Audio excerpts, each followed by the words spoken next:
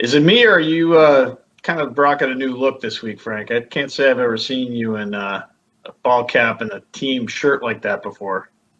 I don't know what the issue is here. I think, this is my casual look on my casual Mondays when we're recording this. What's the concern? Well, it's a victory Monday for Wolverine Nation. They had a pretty big win, I think, and apparently they wanted to let you know about it. Indeed. Jared Wagenhofer was the brains behind this. Behind me will eventually be some swag like this, and this hat. And JB, you have one as well, and some other swag as well. I've got to get to you. But I moved into a new place and set up a new home office here, studio, and we're working to dress it up. In fact, all three teams that sent me stuff. My clearance is actually out in the car. I got to go grab that. But also, how about this? Hey, Yes. thanks, Nick. Coach Mike. So, and JB, there's one feature. You don't have one of these, but I'm going to, try to do my best to reveal this right now. But Number 7. You must be a quarterback then, Frank. You're absolutely. definitely the quarterback of In the Huddle. So, if that's the case, then I think we should throw it to our intro and let's go for week 2.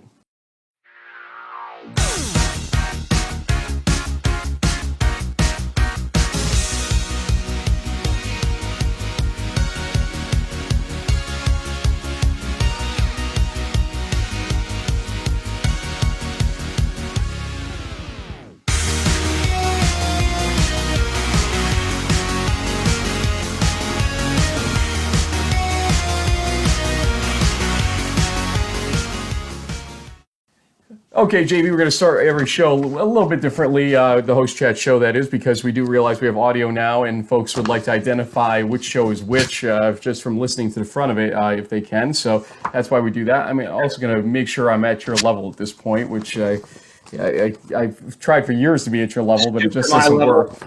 Yes. Yeah, right. But JB, we're going to have a few different episodes this week. This is host chat for those that kind of are not fully familiar yet, where we're going to talk about all the scores, touch them all, give you video highlights, etc. We're also later on in the week, probably the next day after this drops, we'll have Dustin Johnson, William Patterson head coach, and you probably know by now, 28-23, his team beat FDU Florham in a big come-from-behind victory in the fourth quarter.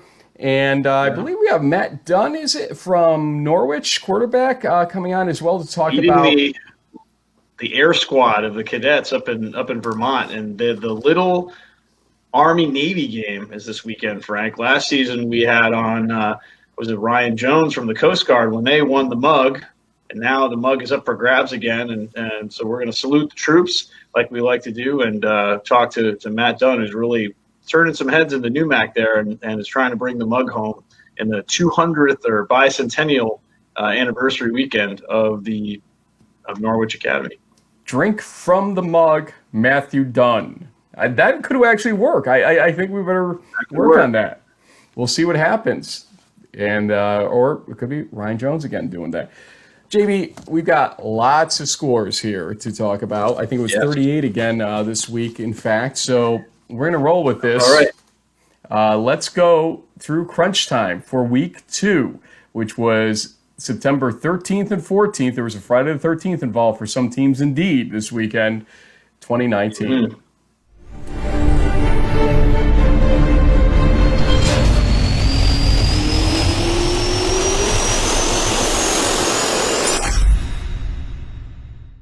We're going to start in the Yenjack, and here we go. 4 overtimes. You can't say much more than that. So we're going to start video from the end of the third overtime. Wesley needed a 2-point conversion to stay in the game. This was a 3-3 game at the end of regulation, and the score popped up from there in these 4 overtimes. This was a close call, as you can tell. And then a interception to end the game after a 24-yard pass from Morocco to Ruan Peel. Made it a 6-point lead for Wesley. 24-18. Wesley wins it in quadruple overtime fashion Unreal. Again, 3-3 at the end of regulation, 0-0 at halftime. The defenses ruled there until finally the overtimes. Yeah, ultimately it ended up being the Wolverines' 3 interceptions of Del Valle quarterback Fontana. So, got to give credit to the Wolverines for hanging in there. I mean, I guess if you glass half full perspective is that neither offense looked great, but the defenses are certainly really, controlled the line of scrimmage and ultimately decided the game. We talked about William Patterson. They break a 27-game losing streak to beat FVU Florham 28-23. UW Oshkosh was down, I believe, 24-0 in their game against Salisbury. Tried to claw their way back, but still fell short in one of the cross-regional games that we had, West versus East. 24-19. Salisbury wins that one. Montclair State 28, Salve Regina 11. Redhawks had led 21-5 at the half. Now gained the Seahawks 4-14 to 2-17. Jaquil Birch back with 292 and 3 touchdowns in that game. Game I attended, Linfield, Rowan. And you'll see some video right now from that one as well here as Linfield beats Rowan 35-14 in that cross-country trip. 365 to 334 was total yards. It was 14-14. Rowan basically tied the game in the second half, and then 21 unanswered points by Linfield to close it out. And Hampton-Sydney closed out the night 27-24 over Christopher Newport in overtime. Who knew? We had more overtimes in this country, in this region for that matter. Let's go to the MAC. Lycoming comes back. They were really left for dead in the fourth quarter, and a huge comeback. 43-42, 20 unanswered points in the fourth quarter, and freshman running back Joey Gaida, 122 yards, 2 touchdowns. He scored the second touchdown with 26 seconds remaining. 43-42, heartbreak city for Widener, who probably thought they were going to start 2-0 at the beginning of that game. Yeah. Tough break for the Pride. I'm sure they'll rebound though. Tough group out there in Chester. Wilkes was a nice win, 30-24. They moved to 2-0 and 1-0 in the MAC now. Remember, we went to league play. Shout out to Coach Strock. Jose Tabora with 23 for 32 for 275 yards, 2 touchdowns. Defense had 2 turnovers. Best start since 2009. Bridgewater, Virginia shocked Stevenson a little bit. This was a surprise to many. 37-22. Bridgewater moves to 2-0. Held Stevenson only 57 rushing yards, and Mary Hardin-Baylor 56-15 over Albright. But it was a 17-9 game. It was 17-9 at halftime. Yeah. Mary Hardin-Baylor. Finally, Luke Portman comes out, sparks the offense. And Ryan Redding didn't do a miserable job or anything like that in the first half. It's not like that. They just needed a spark, really, for a team, and they put Portman out there, and he was able to spur them on to the win. Tevin Jones back in action, 15 tackles on the game, most of them in the first half, 13 of them, in fact, in the first half. Kept that game from going the wrong way early, basically alone by those 15 or 13 tackles in the first half. Liberty League, Hobart with a 75-yard touchdown on a reverse play. Shaquille Matthews with that reverse. The wide receiver, speedster indeed, 38-24 over SUNY Morrisville was Hobart. Hobart trailed at the half, 21-17. A little bit of a hangover, you think, going on there after the big win against Brockport? Yeah, and I think the defense was a little unsettled early on. Morrisville has a very large offensive line. Most of their guys are over 300 pounds, and so there was a little bit of a size mismatch there. And new quarterback, new running backs, new receivers. So I think it took Hobart a little while. They made the second half adjustments, got back in the game, but that reverse really was the catalyst that's kind of put them over the top. Union 54, Anna Maria 7.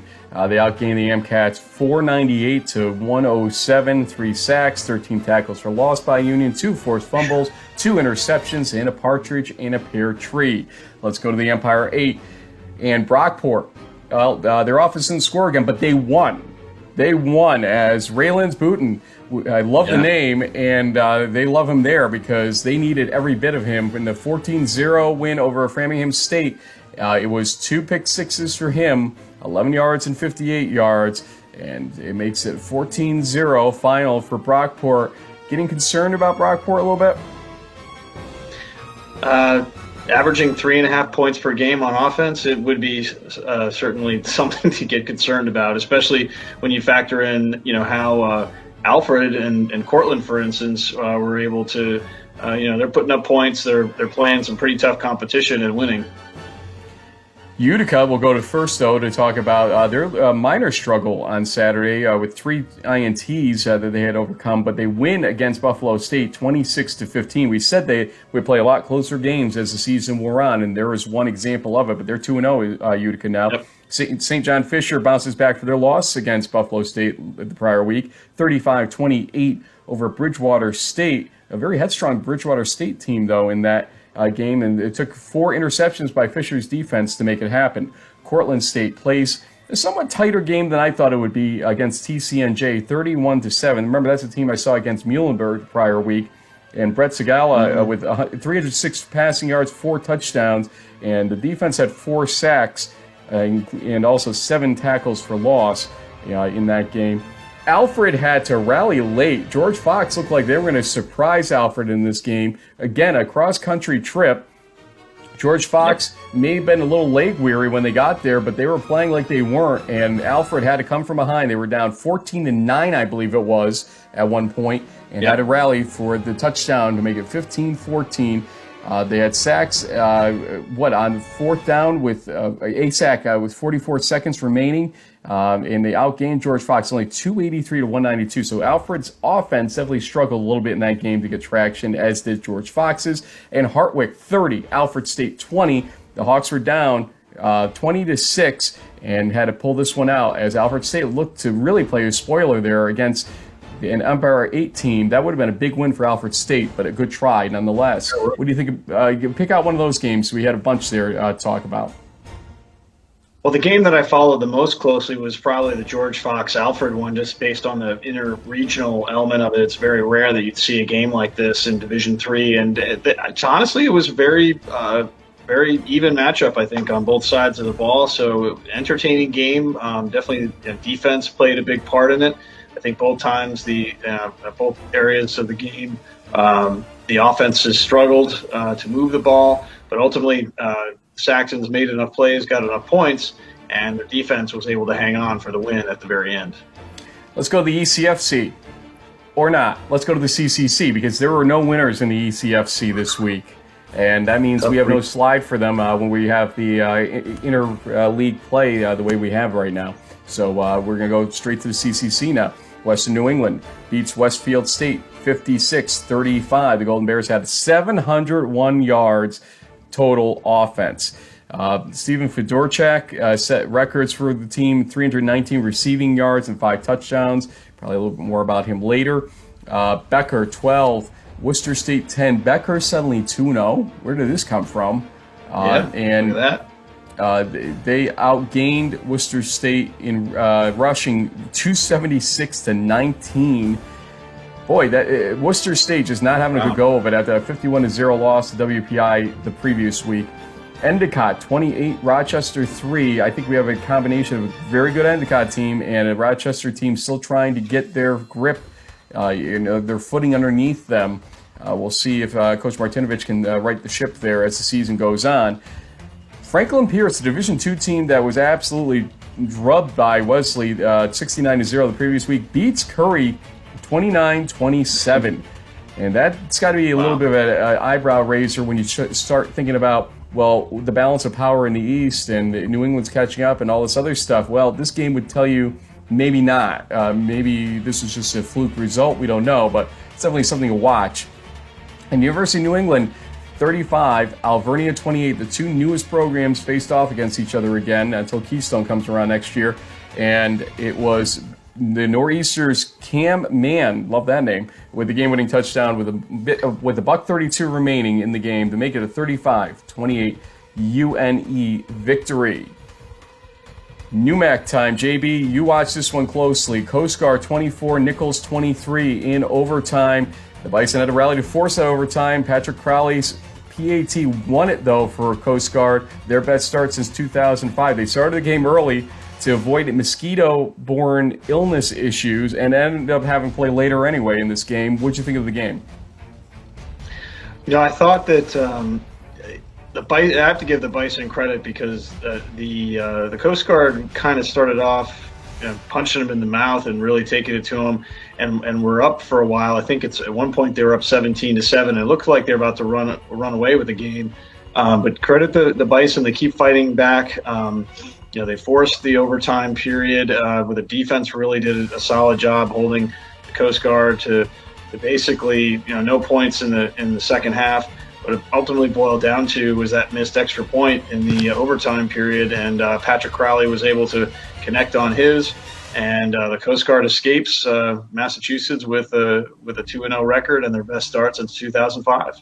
My upset special. WPI beats RPI for the Transit Trophy 6-3. No touchdowns in that game. They were all field goals. It was the first Transit Trophy win for WPI since 2016 as Bryce Wade kicked the game-winning field goal with 3:52 remaining in that game. Norwich gets their first ever Hoffman Cup win against St. Lawrence, 30-24. Matt Dunn, who will be a guest later in the week with us, 34 for 49 as the Norwich quarterback. 399 yards, 2 touchdowns. He couldn't get the extra yard to go to 400? Well, I'll give it to him. I'm gonna pencil it in right here just for him. I do want to do a quick introduction here, though, Frank, because some people may not know about the Hoffman Cup, and that used to be a series between Norwich and St. Lawrence and United States and Merchant Marine. Yeah, based on a father-son duo that each had ties to each university. So when the Merchant Marine left the Liberty League, St. Lawrence wanted to keep that rivalry, get the game going. Norwich took up the charge, and I think it's been going on now since about 2012 or 2013. So credit the Cadets. It's taken them a few years to finally get the Hoffman Cup, but I'm sure they're enjoying it. Springfield, let's look at some more video here. Springfield had to win late against Kane, 21-14. They moved to 1-1, Kane to 0-2, as Ryan DeGeer with 100 rushing yards wins it with a 6-yard touchdown run with 22 seconds remaining. In Georgetown, 69 Catholic 0 in the Battle of Washington, D.C. Catholic schools. But remember, Georgetown is an FCS team, folks. Let's not think too much about this result overall. Yeah. NASCAC time. Mass Maritime surprises to a lot of people. SUNY Maritime 31-14. The Chata Bowl goes to the Bucks as Matt Long at 255 yards of total offense, including 3 rushing touchdowns and 3 turnovers by Mass Maritime. Their defense, that is, getting those 3 turnovers made a difference there. More overtime. JB, you may owe the Corsairs a small apology coming up here as UMass Dartmouth beats Husson 48-41 in overtime. It was Stephen Gasiak. Is that the correct? We've got a new pronunciation. Gasiak, I think is right.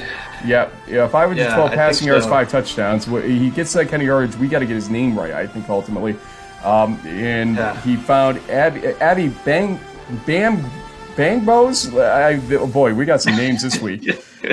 23 yards, game-winning in overtime. And Javier Delgado, 14 tackles, 3.5 for loss in that game. Plymouth State 48, Maine Maritime 6 as the Panthers outgained the Mariners 428-233. WestCon 41, Dean 16 as the Colonials gained 502 total yards in that game. And Fitchburg State 12, Castleton State 10 as Fitchburg State goes 1-1 on the season. It was Connor Fitzsimmons, 222 passing yards to wide receiver Jesse Brown with the game-winning 4-yard touchdown with 5 seconds remaining. Would you like to say anything to the Corsairs now?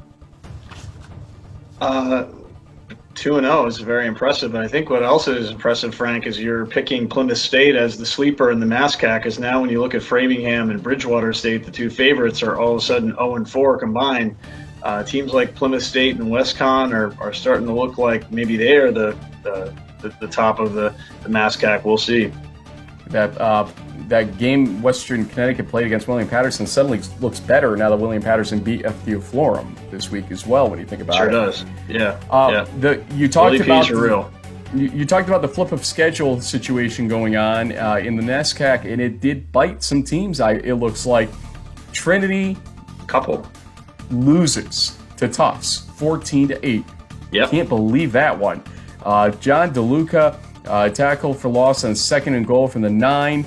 And Jovan Ninodovic, 9 tackles, 3 sacks, and 5 tackles for loss. Great defensive effort there, and they needed it because obviously they held Trinity to just 8 points in the game. And now, for the second straight year, Trinity's playing with their backs against the wall, but much earlier in the season, as this was game 1. I think it was game 3 or 4 last year they had lost and had to rally with some help to win the NESCAC. Now they're going to have to really win every game. They're just about to do this. Middlebury 17, Williams 13, as Will Jernigan had the game-winning 5-yard touchdown run with 30 seconds left. Hamilton 37, Bowdoin 24, as Hamilton scored 16 unanswered in the fourth quarter. Amherst 27, Bates 13, as the Bobcats led 13-6 at halftime.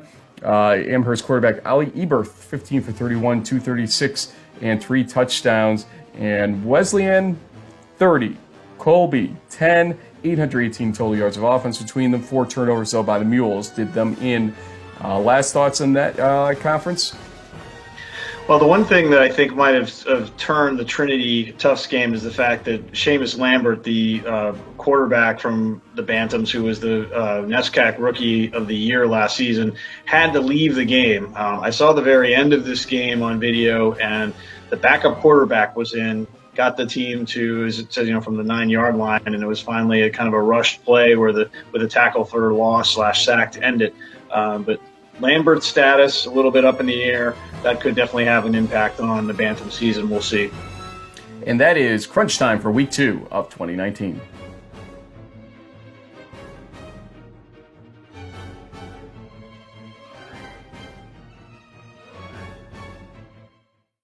So, JB, we're going to put your stats actually on this side of crunch time at this point, so we're not rushing through them. And your stat champs for the players of the week for week 2 include, we highlighted them during crunch time, Western New England wide receiver Stephen Fedorchak, who had 9 catches for 319 yards and 5 touchdowns, part of the 701 offensive yards that we saw from Western New England on Saturday.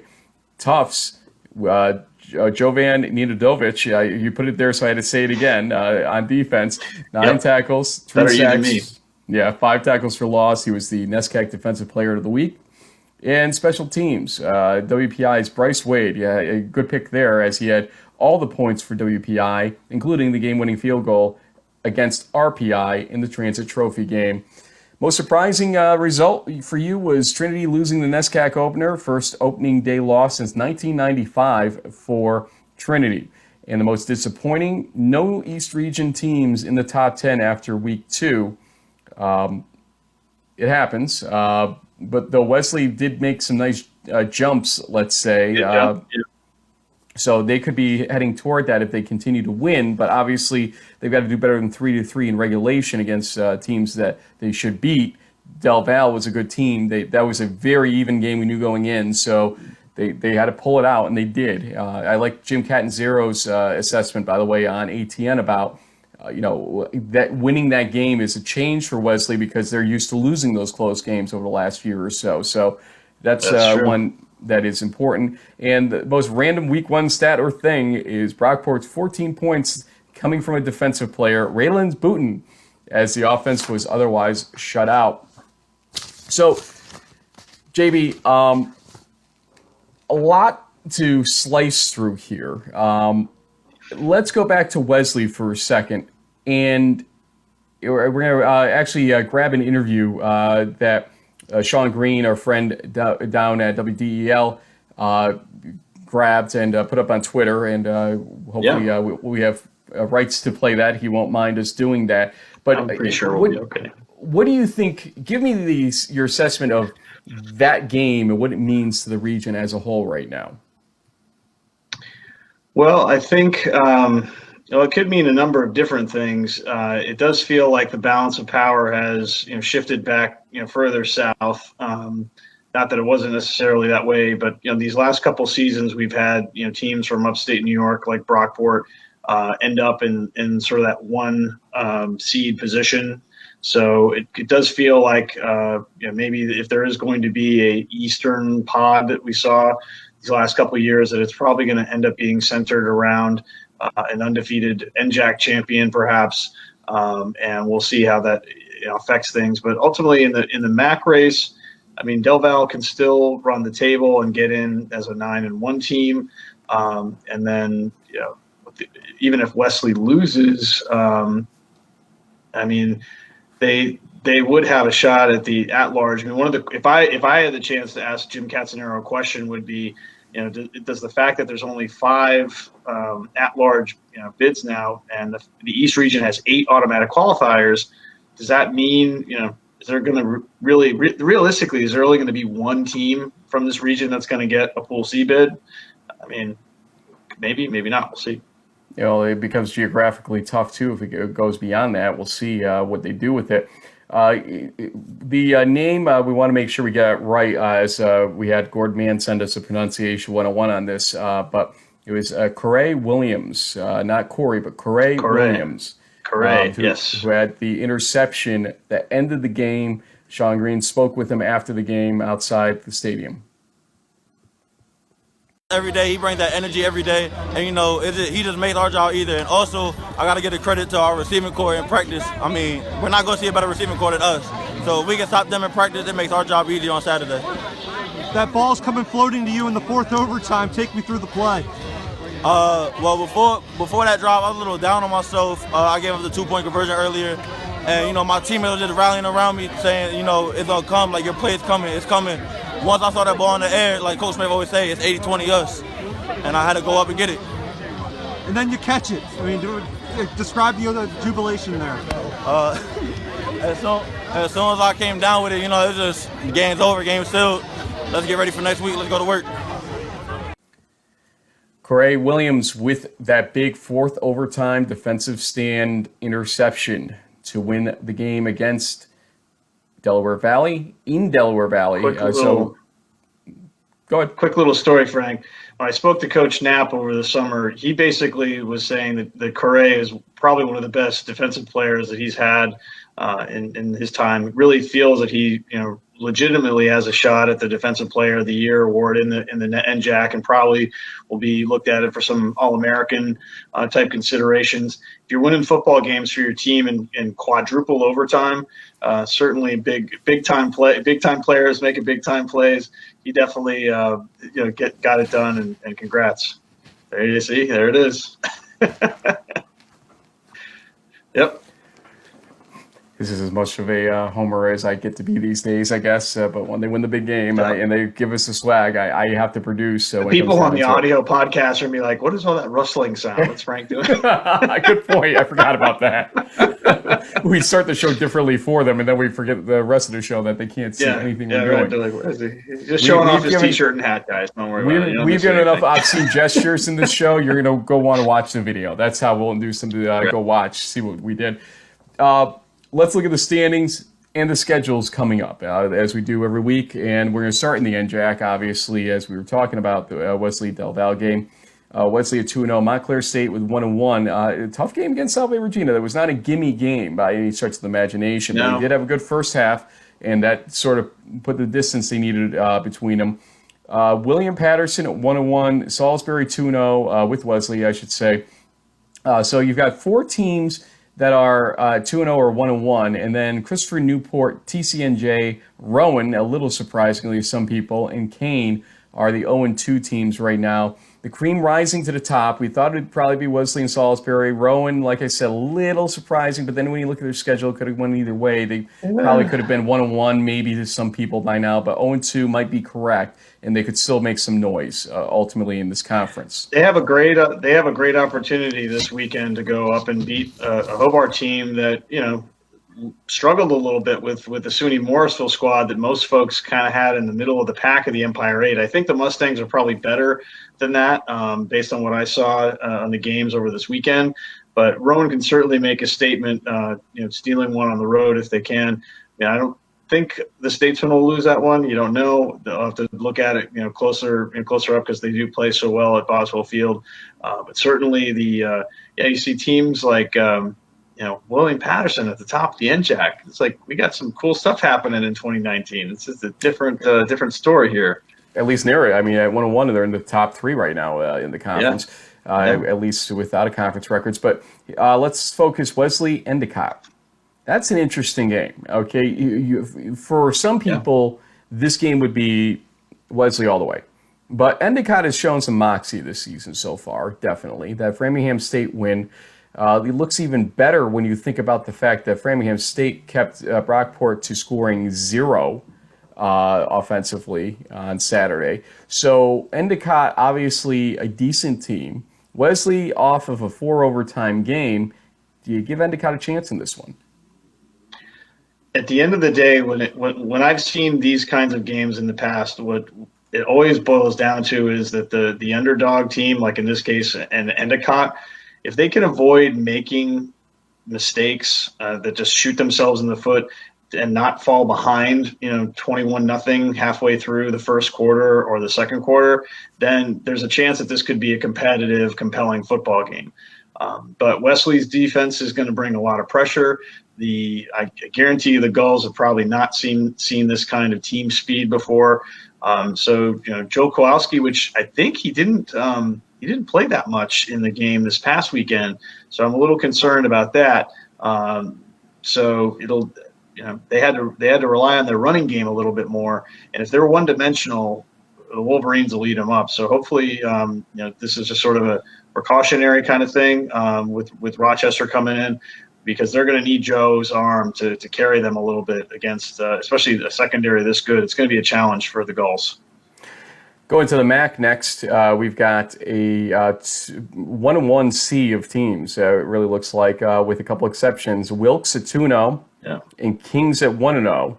And the underside is Lebanon Valley at 0-2 with Albright as well. Although, hey, Albright, you look decent against UMHB overall. They gave the chance a good run for their money, yeah. Absolutely did. Misericordia 0-1. So in the middle of it all, FDU Florham, Widener, Delaware Valley, Alvernia, Lycoming, and Stevenson, all at 1-1. What a mishmash of teams now we've got going on in the middle of the MAC. The chances right now for a Pool C bid for any MAC team have gone down decidedly when you think that Wilkes and Kings are probably the only two teams that would be able to qualify for one at this point. Yeah. But we'll see how that plays out. But you look at the schedule coming up, Stevenson, Del Valle, you can't really look beyond that game, to anything else. Maybe FDU Florham, Widener is going to be a good game on paper, sure. But this game is the standout game. Stevenson, Delaware Valley. Not often we talk about Delaware Valley losing 2 games in a row, but if Anthony Fontana and company don't play better offense than they did against Wesley, they could very well be staring down the barrel of that 0-2 in 2 weeks scenario, 1-2 overall scenario. What do you think? Can Stevenson take down the defending champs? Not if their offensive line plays like they did against Bridgewater. I mean, I don't remember what was on the slides, but there was like 7 sacks, 7 tackles for loss. I'm sure their quarterback was running for his life. And so that's the kind of thing that this is the kind of defensive pressure that the Aggies can bring. And if they do, they'll probably win this matchup going away, kind of like we saw with Bridgewater. So I think it'll come down to Stevenson's offensive line and making some adjustments and learning from some of the challenges that they had this past weekend. Liberty League Union is the leader right now with Hobart up atop that, and Ithaca also at 1-0. So 2-0, 2-0, 1-0. Union, Hobart, and Ithaca respectively. RPI falling to the WPI makes it 1-1, and then Buffalo State, St. Lawrence, and Rochester rounded out all at 0-2. Union's life at this point gets, I would say, a little more interesting as an old friend comes to town. Springfield is coming on Saturday. Morsel State play. Yeah, hold on, bring it in a little bit further. Other way. No, other way. Come on. Go the opposite direction you think. There you are. There you are. That took way too long, but we're keeping it all. We're keeping it all in. Okay. Blooper reel material right there. Absolutely. Union hosting Springfield. I was going to say Morrisville State, St. Lawrence is on Friday night. There's a Friday night game in this conference, but Brockport, Buffalo State's a game to watch. Buffalo State stands a chance right now, looking at how Brockport's been playing. Rowan Hobart, you pointed out earlier, but to me, you got Springfield Union and Alfred Ithaca at 1 o'clock. Those two games are pretty big games. In Utica RPI at 6 o'clock, so somebody that decides to stay in the capital region area on Saturday could catch both games, as Union and RPI are both hosting Springfield and Utica. But Springfield Union, that's going to tell us who Union really is after playing Westfield State, Anna Maria. I've seen some alumni on the list I'm on kind of say, well, I'm not sold yet on Union, and I don't think anybody should be, because we saw what happened to RPI after beating up on an Allegheny team in week 1 and then playing a much better WPI team in week 2.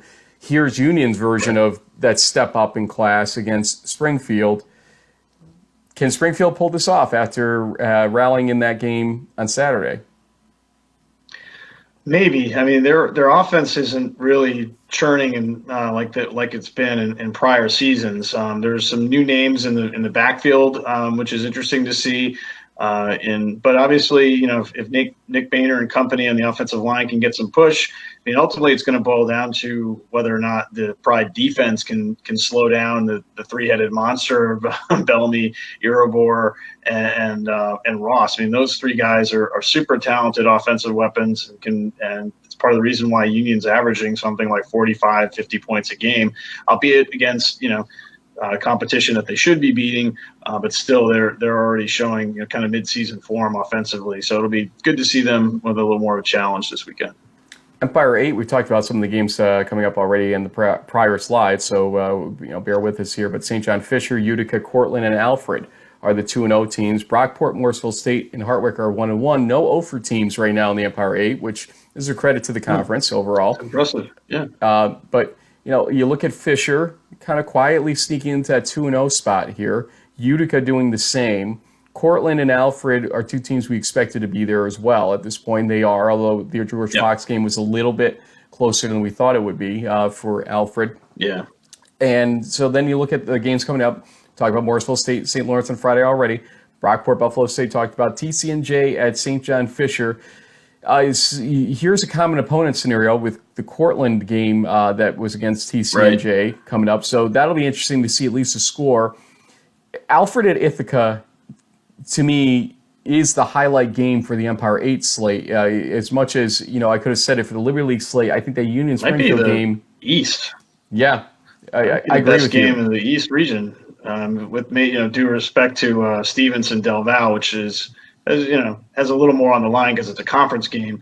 But this one's This is big for New York State. It's big for the Empire 8. It's big for the Liberty League. It could be big for Pool C standings, depending on where Alfred and Ithaca end up at the end of the year. So a lot riding on this one, and I think a lot of people are kind of curious. I mean, we saw the Bombers blow up St. Vincent's in week 1, but we don't really know how good this offense really is. Alfred has a good enough defense to provide them a challenge, and it'll be great to see how they respond. And Blaise Fagiano has to be licking his chops watching the WPI film against RPI, because defensively WPI did something really great against RPI to win that game and killed them to 3 points. So you got to think that they are seizing on that game film to try to do the same thing to RPI on Saturday night at 6 o'clock. That will be an interesting one. I think it's going to be close. I can't tell you which way it's going to go at this point. Maybe we'll do predictions later in the week. But Utica's got to start off better than they did against Buffalo State, that's for sure, because they were tripping out of the starting gate in that game, it felt like, with 3 interceptions. Yeah. So yeah, definitely. I mean, I do think RPI is going to, they've always rebounded in the past. Utica, will be, I think for them, this is probably the toughest game that they'll have had to date. So it should be an interesting matchup between, a very strong offensive team in Utica plus a very strong defensive team in RPI. CCC, Becker at 2-0, Endicott at 2-0, Western New England at 2-0. Exactly how we called it, Frank. Yeah, of course, Becker. We knew that was coming. Hawks. Yeah. University of New England at 1-1, Nichols at 1-1, and then you've got Salve Regina and Curry at 0-2, and Husson at 0-1. Salve Regina, Curry, and Husson are the teams that are down right now in the CCC. Yeah. Welcome to the CCC, Husson. Yeah, it was a tough debut, but UMD has got a solid team. They're not in CCC play just yet, but it sounds like the offensive changes that have happened from Gabby Price to the new coach at Husson kind of gone away from the old sort of more pro style offense to a more spread. Sometimes it might take a little while for them to get things rolling. So we'll see what happens with the Eagles. But as far as this slate, Frank, I'm going to try if I can, because DeLand is about 30 to 45 minutes away. Western New England's coming down to Orlando for a game against Stetson University, who's beaten Louisiana College from Division III, but they lost to Marist last weekend. So I'm going to try to see Alec Coleman and company in person if I can. It'll be interesting to see how Western New England, who's putting up some gaudy numbers offensively, does against some higher level competition. Yeah, absolutely. I'm having trouble calling up my schedule here, but I finally got it up. MIT resumes play against Becker. That's going to be an interesting game just from, is Becker for real? Okay, so that's Friday night at 7 o'clock. Wesley Endicott, I highlighted earlier, as a game I'm going to be watching for as well. WPI at Husson. You know what? Husson needs to bounce back and quickly, and here's a game for them to try to do it in. But that Western New England Stetson game, give them points for going and playing over their heads probably against a Stetson team that is going to be hot. Yeah, it's going to be hot. And their offense though has been hot. Western New England with 701 yards we just talked about. So interesting to see that. Okay, now we're going to have an ECFC slide finally, because every one of the teams that played on Saturday had lost. We didn't have a score slide for them. SUNY Maritime at 1-1, and then everybody else 0-1 or 0-2. Not the way your conference wants to start out. And, SUNY Maritime's still the head and shoulders above the rest, I guess, with the loss that looked pretty bad against Mass Maritime. We'll see where it goes from here. Standout games, honestly, SUNY Maritime and Merchant Marine. Okay? That's a big rivalry game for sure. That's 1 o'clock on Saturday, and probably the one to watch for. And you may or may not see the likes of Frank Rossi somewhere in that vicinity for that game. Just throwing it out there. Just saying. Interesting. Okay. NUMAC, 2-0 Norwich, 2-0 WPI, Coast Guard 2-0. What is happening around here? What is this? NUMAC apparently is the new military league, I guess, and WPI is the engineering side of it. You got to get the old guard is exactly. Frank's flashing the build the brotherhood Springfield. Maybe the torch has been passed. We've seen Springfield win it 2 years ago. We saw MIT do it last season. Now both the engineers and the Pride are looking up at the standings at the Bears and the Cadets and the Engineers. It's interesting. So a little topsy-turvy in the NUMAC this season. Springfield's the only 1-1 team, by the way. So they're in the top 4 still, at least in the out of conference action. So, a little bit of weirdness going on there. We talked about the Becker game against MIT. And Mass Maritime and Maine Maritime will play in their Admirals Cup game. So rivalry game there. SUNY Maritime, Merchant Marine, rivalry game there. Coast Guard Norwich, rivalry game there. So a lot of rivalries coming through. Springfield Union is kind of as close to a rivalry as you can get for Springfield, because they used to play all the time, used to be in the same conference back when in the Liberty League. So we kind of looked at these ad nauseum, these games already that are coming up. Let's go to the MASCAC a little bit more. I believe we enter MASCAC play officially this coming weekend for some of these teams. Yeah, I think so. So Plymouth State, UMass Dartmouth, Western Connecticut, all 2-0. Massachusetts Maritime, 1-0. A little surprisingly to some people, but Mass Dartmouth is suddenly the team to watch, as is Plymouth State, as is Western Connecticut. As you pointed out, Framingham State and Bridgewater State at 0-2. That's a surprise to some people. So when you look at the schedule coming up for these teams, aside from the Mass Maritime, Maine Maritime out-of-conference matchup, Westfield State at Framingham State should go Framingham State. You got to think still. Worcester State, Plymouth State, got to think that's going to go Plymouth State. Western Connecticut, Bridgewater State, that's a good game. That's a game that you got to watch for at 3:30 on Saturday. In Fitchburg State at UMass Dartmouth, I would say that's a pretty good game on paper, just to see if UMass Dartmouth's for real. Yeah. I think the Corsairs will probably take care of business. They have a little too much offense, I think, but we'll see. Finally, NESCAC. We pointed out what happened with the schedule shuffle that we saw. Middlebury, Hamilton, Wesleyan, Tufts, and Amherst all survived the weekend, that means that Trinity, Colby, Bowdoin, Williams, and Bates do not. Bates has had some struggles. I think they've lost 11 straight this season, I want to say, or 11 straight games at this point, going back a couple seasons now. But this conference now is really anything can happen. Is Tufts really the team to carry out the rest of the schedule at this point? Or is Trinity going to be happily rooting for some help to get them knocked off? Obviously they are rooting for that, but will it actually happen? Tufts is going to get a challenge already. They're going to be playing Williams at 1:30 on Saturday. And that to me is right now a highlight game, because can Williams get back on track, and can Tufts keep going on this? Bowdoin at Trinity. Trinity should be able to right the ship on that one. The rest of the games don't excite me, but Tufts Williams right now is, to me, the game of the week.